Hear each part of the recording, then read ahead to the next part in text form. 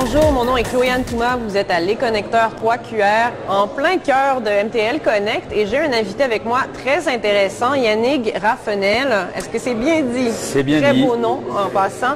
Et vous êtes, je vais te tutoyer si ça te va. C'est tout bon. T'es très, en fait, là, tu représentes un gros réseau, on va le dire, oui. Avec EdTech France.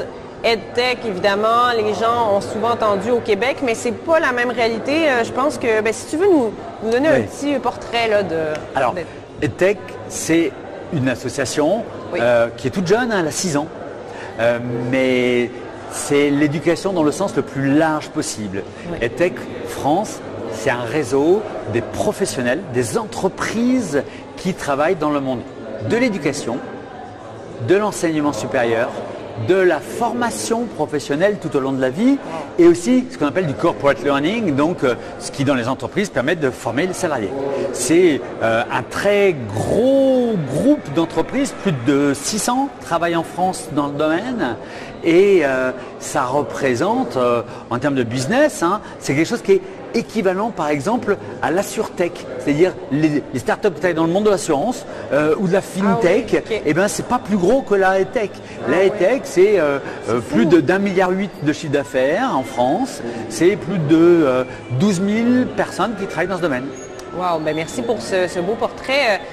Puis Yannick, c'est quoi les défis actuels, les préoccupations de EdTech France? Est-ce que actuelle, là, vraiment, question en transformation tout le temps. Question très ouverte et on va le voir que dans les 4 piliers, il y a des enjeux qui sont différents. Oui. Le pilier de l'éducation, eh bien, aujourd'hui, c'est un vrai problème parce que les politiques se sont emparés de manière, on va dire, populiste de la question de l'usage des écrans dans les écoles, en se mettant à dire qu'il fallait interdire le mobile à l'école.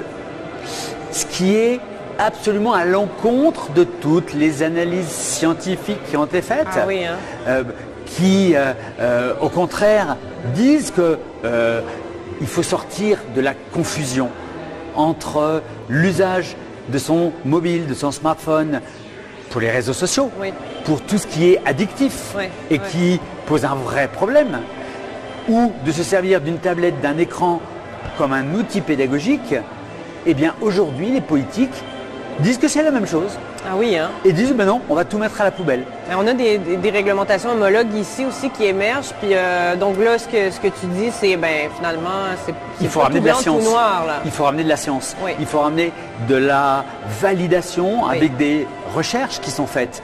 Alors moi, le discours que j'ai en tant que président de EdTech France, c'est de dire aux entreprises, il faut que vous vous adossiez à un laboratoire. Il faut que vous apportiez la preuve que ce que vous faites, ça a un impact sur les jeunes, que ça va être positif. Il ne faut pas laisser l'espace aux politiques de s'emparer du sujet. D'autant plus que la question des usages du mobile, c'est fondamental que quelqu'un réponde à la nécessité de former les futurs citoyens. Si l'éducation nationale dit hop, ce n'est pas aux enseignants de faire ça. Ça serait aux familles, mais regardez l'exemple des familles qui n'ont pas été formées. Et les pires des exemples de l'usage et de l'addiction, c'est bien les parents qui montrent exactement ce qu'il ne faut pas faire à leurs enfants. C'est des modèles. Ce sont des modèles, des anti-modèles. Donc, il faut absolument démolir ça. Et pour ça, il faut que l'éducation nationale dise, oui, on va nous apprendre aux enfants à bien se servir. Tout est dans tout, éducation dans l'éducation. Si on éduque, on encadre un peu mieux la manière d'utiliser la technologie, on peut en faire quelque chose de très bien, en tirer du positif. Yannick, il y a aussi la dimension de la résistance des enseignants. En tout cas, ici, on en entend beaucoup parler. Est-ce que c'est une réalité homologue? Je vais le prendre sur l'exemple que tu viens de dire, sur l'enseignement supérieur. Parce que l'enseignement supérieur, c'est autre chose. Oui. Et là, la même chose, en effet. On est avec un sujet sur lequel je vais tout à l'heure donner une conférence qui est justement de l'impact de l'IA générative dans l'enseignement supérieur, par exemple. L'IA générative, ça, on sait qu'en ce moment, ça fait quoi, 2 ans que ça a commencé? Fin novembre, ça fera exactement 2 ans. C'était une bombe. Et la réaction première des établissements, des organisations, a été de dire il faut interdire. il faut interdire l'IA générative aux étudiants. Et évidemment, c'est pas la réponse, parce que ça, c'est la police qui court après les voleurs, mais c'est souvent quand même les voleurs qui gagnent parce qu'ils vont plus vite. Hein. D'autant plus que si de toute façon ils vont devoir intégrer un marché où l'IA générative est un essentiel, hein, finalement, peut-être qu'il faut s'adapter à un moment donné. Tout à fait. La question fondamentale, c'est on doit former les étudiants à savoir utiliser l'IA générative, donc ils vont avoir besoin après dans le monde du travail. Mais tu l'as dit, la question c'est les enseignants. Oui. Et justement, là on peut comprendre aussi que ce soit compliqué pour les enseignants, mais... C'est compliqué pour deux raisons. Ouais. La première raison, c'est les enseignants ont peur de se faire remplacer par l'IA générative. Oui. D'accord ? Et là, dans ma conférence, je vais expliquer que réellement, ce n'est pas la question. Non. Si en aucun cas, l'IA générative va remplacer les enseignants. Par contre, ça vient faire exploser toute la dimension de l'évaluation. Oui. Et derrière ça, c'est à quoi ça sert finalement d'aller à l'université, d'aller dans une grande école? Est-ce que c'est pour avoir un diplôme ou est-ce que c'est pour avoir des compétences? Si c'est simplement un diplôme, eh bien oui, l'IA générative va faire exploser le mode d'évaluation actuel. Si c'est pour faire développer les compétences, eh bien cela demande aux enseignants de repenser leur rôle. Leur rôle n'est plus de transmettre de l'information, mais bien d'accompagner ceux qui apprennent et de leur donner des activités pédagogiques qui vont leur permettre de mettre en œuvre ce qu'ils apprennent. Et donc après d'aller évaluer ce qu'on leur a demandé de produire, qui est la seule preuve de ce qu'ils maîtrisent ou pas. Et là, on parle de compétences, on ne parle plus de savoir qui, les neurosciences nous l'apprennent, sont de façon tellement obsolètes vite, parce qu'on le sait pour l'examen, et un mois après, on ne sait plus rien. Non, c'est ça. Donc, est-ce qu'on reste dans l'illusion ou est-ce que l'on transforme ces pratiques pédagogiques pour se servir de l'IA générative et revoir tous les modes d'évaluation actuels? C'est très intéressant. On le voit souvent, on parle à des jeunes, à des étudiants à l'université, mais jusqu'au niveau collégial, universitaire, on nous dit on a souvent à mémoriser énormément d'informations, on recrache tout sur une feuille, après on oublie. La méthode doit changer. C'est un peu rien ne se perd, rien ne se crée quand on parle d'IA générative et de transformer un peu les emplois dans d'autres secteurs que l'éducation aussi, mais c'est pas nécessairement juste des pertes, c'est des transformations. On va revoir nos rôles à tous, même les journalistes, on est dans cette façon de penser aussi. Quelle est la valeur ajoutée irremplaçable? Et c'est le grand défi dans toute la high-tech, c'est d'aller redéfinir son rôle et de voir tout ce qui ne sera jamais délégable à la machine. Et donc de mettre son énergie là où c'est essentiel, et l'humain est essentiel dans la formation. J'ai dit souvent, on apprend avec et par les autres. Oui, et dans le développement aussi de ces technologies, parce que c'est sûr que si on peut intégrer le milieu preneur dans le développement dès la première étape, s'assurer qu'on intègre les dimensions éthiques le plus possible et tout ça, ça reste un enjeu. Mais comme tu dis, je pense que l'humain reste un paramètre, une variable essentielle dans l'équation. Qui est au cœur, et surtout pas dans le remplacement, mais dans la complémentarité de ce que chacun peut apporter de meilleur. Oui. Puis aussi, Yannick, il y a des gens qui disent l'IA générative va nous rendre complètement ignorants, incultes, stupides, incapables de raisonner, de faire des calculs.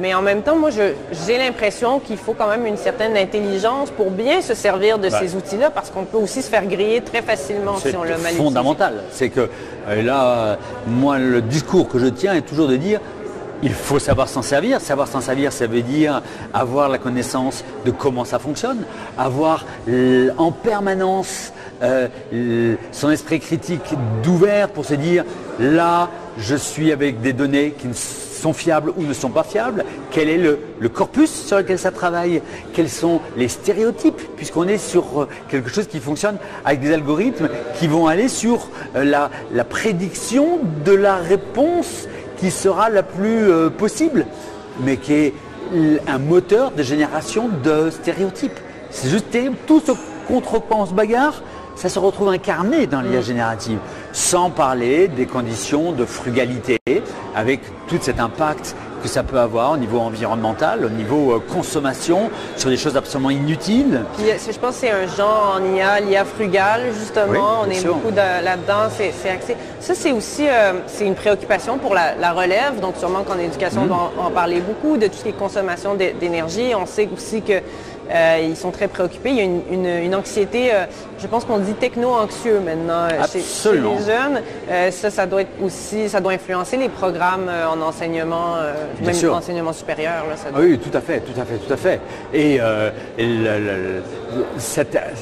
avoir un usage responsable, c'est aussi, et on arrive maintenant quand même à se poser ces questions-là, alors je ne sais pas pour le Québec, mais pour la France, qui est aussi un terme de souveraineté et de désinformation. Et comment est-ce que moi-même je nourris la machine? Et quelles sont les données que je délivre? Et quelle dépendance je crée par rapport à des serveurs, par rapport à une IA qui est non souveraine? C'est des vraies questions d'éthique qui sont posées par tous ceux qui, après maintenant presque 2 ans, au début on passait les 2 années à explorer tout le potentiel. Et là maintenant je parle moi de maturité par rapport à ça et de retour en arrière. On se dit mais finalement, non, je vais prendre de la distance par rapport à de l'IA générative. Et je vais voir maintenant, oui ça peut être très utile à des moments, mais ça ne me délivrera toujours qu'un brouillon. Ce brouillon-là, qui est intéressant, qui m'a fait gagner du temps. La vraie question qui est derrière, c'est qu'est-ce que je vais faire du temps que j'ai gagné? Est-ce que ça me permet maintenant d'aller le réinvestir sur ce dont je parlais, quelque chose d'irremplaçable, qui est ma créativité, qui est ma vision, qui est vraiment mon sens et mes valeurs que je vais remettre dedans pour vérifier, pour contrôler et pour amener quelque chose qui me soit très personnel et en faire quelque chose qui soit intéressant. C'est vraiment très intéressant. Il va toujours avoir évidemment cette réflexion-là où on a un peu le dilemme de savoir si on favorise le développement ou peut-être d'apprivoiser en fait, s'approprier ces outils d'IA à même les cours des enseignants. Mais ça, je pense que ça va être encore un défi de bien trouver l'équilibre en fait entre l'usage et peut-être rester aussi dans une approche peut-être plus traditionnelle. On a vu récemment dans l'actualité, j'imagine que tu en as entendu parler, les lunettes que des étudiants ont développées à Harvard, je crois. Bien sûr. Qui permettent, en tout cas apparemment, d'avoir les données ou des renseignements, le nom, je ne sais pas si quoi d'autre. La fonction, les hobbies, etc. Oui, c'est ça, on se promène dans la rue, on a ces lunettes, puis on est capable de lire ces informations sur vous. Donc ça, c'est sûr que c'est très préoccupant, mais en même temps, les étudiants disaient en entrevue à un moment donné avec une journaliste d'ici au Québec qu'ils pouvaient aider les urgentistes, par exemple, quand ils ont besoin d'informations très rapidement. Là, ils reçoivent quelqu'un ensanglanté. Puis c'est quand même intéressant aussi de voir tout ce qu'on peut améliorer peut-être en société. Moi là-dessus, j'ai un principe qui est très clair. Il n'y a pas de bons ou de mauvais outils, il y a des bons et des mauvais usages. Ouais, ça c'est bien Donc, dit. il faut savoir aller se centrer sur l'usage. Oui. Et il faut former les gens aux usages. Il faut savoir mettre les limites éthiques, les limites en termes de responsabilité pour développer des usages positifs et savoir interdire, contraindre les usages les plus pervers que l'on peut avoir de toutes les technologies. Ça, c'est un beau mot de la fin, la responsabilité humaine. L'intention humaine va toujours être en fait la base et derrière ces technologies-là. Donc, c'est quelque part rassurant quand même de savoir ça. Merci beaucoup Yannick d'avoir été avec nous à Les Connecteurs 3QR. Un grand plaisir. Merci.